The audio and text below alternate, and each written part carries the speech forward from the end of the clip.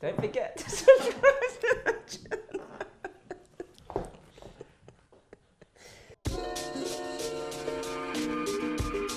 Hey guys, Jeremy here from School of What, Covent Garden. We're here in our new kitchen, sponsored by NEFF.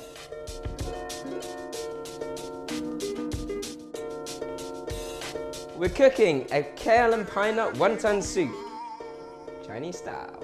Don't forget to subscribe to our channel. So, kale and pine nut in a wonton. Sounds a bit weird, but really you can put whatever you want in a wonton, and why not pack it full of goodness? So, kale, great flavour, a really good crunch, and much like Chinese leaf or cabbage, it adds a lot of moisture to the sort of wonton filling. I don't want sort of any of the thicker stalks if I can help it. Just roll your kale up. And then everything for your wonton filling needs to be finely, finely chopped. And the beauty of sort of green vegetables like this in dumplings is it adds that moisture and you get a really good sort of juicy bite in that dumpling. So actually, the more vegetable to meat, the better in a dumpling. That's why I've got a good amount of kale in here. Kale as my main base for my wonton filling. And then I'm going to go for your classic Chinese base ingredients, so ginger, garlic, spring onion, coriander.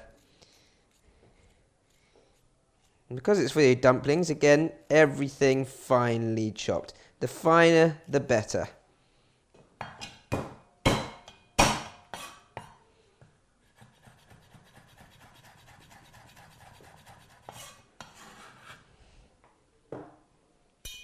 Some garlic.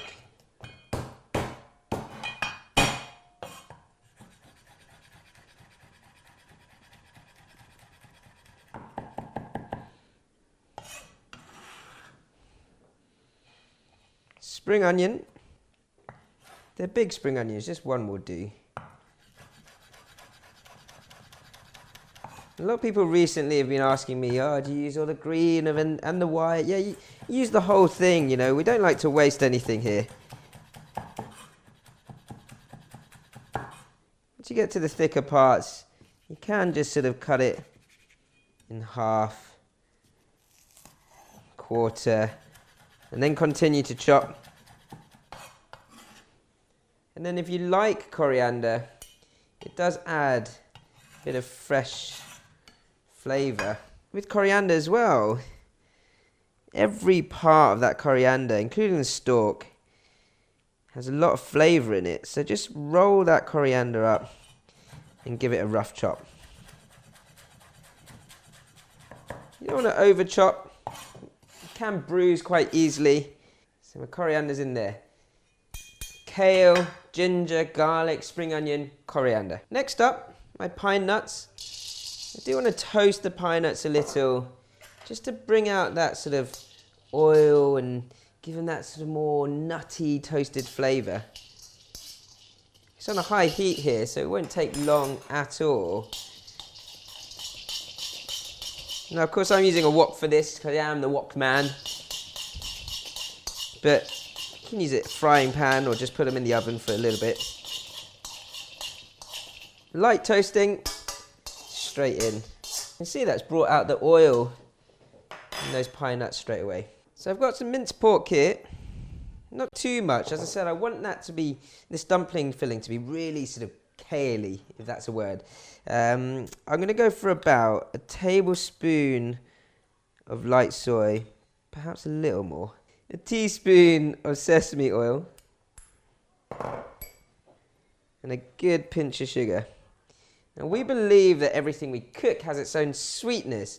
So you're trying to accentuate that sweetness with that pinch of sugar. Time to give it a good massage through. And those pine nuts are really going to add a nice crunch to the center of those dumplings. Make sure all that flavour gets into the meat. So my dumpling filling is ready to go. So your wonton soup, I've got some homemade chicken stock here which I'm going to use, which makes all the difference. But also, if you fry your ginger pieces so that they're golden brown, before you add any sauce or stock or anything like that to it, it makes a huge difference to the way your wonton soup ends up tasting. You get a real fragrance of ginger, but not the rawness of it. So you can see my ginger browning really nicely now, and that fragrance from it. So then my spring onion sort of chunks can go in. I'm gonna almost end up braising this fried ginger and spring onion with my stock and oyster sauce and sort of base flavours. I'm just going to take that off the heat for a second. Oyster sauce can go in, so a tablespoon or so of oyster sauce. Give that a stir around. And then half a tablespoon of light soy sauce. And we're going to sort of deglaze that pan with my stock. And that instant boil will create the base flavour of my soup. So now it's time to turn on my fancy NEFF extractor fan. Check this out.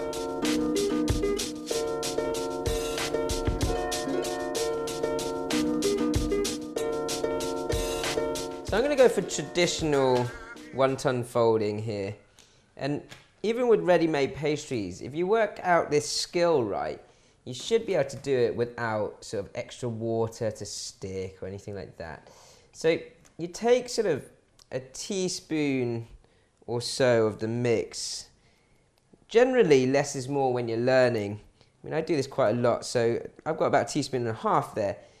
I'm going to go roughly to bringing two corners together, but just off center.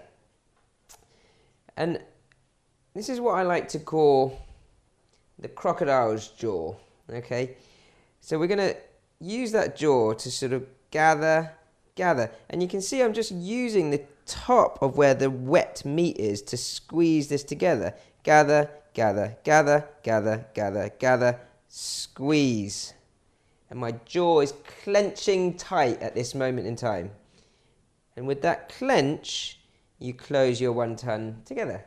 Simple as that. So with your wontons, so long as it's a nice rolling boil, they can go straight in. You don't want it to be boiling too vigorously at this point because you want it to cook through. You don't want the pastries to overcook, but you want that meat to cook through nicely. 3 to 4 minutes. Once your wontons start to float at the top, give them another 30 seconds to a minute and they're done.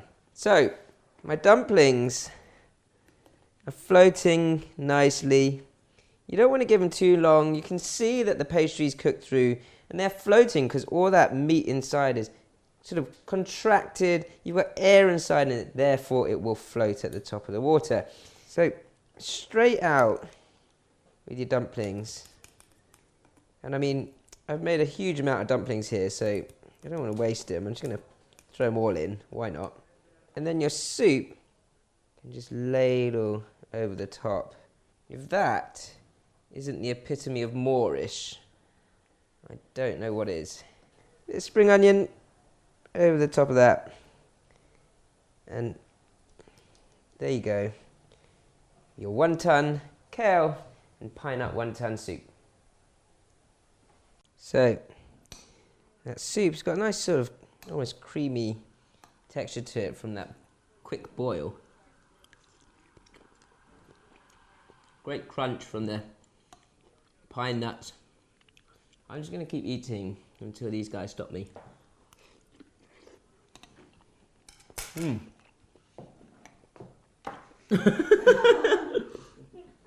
going to try the soup. Guys, simple wonton soup. That kale really brings out the freshness of how wonton can be.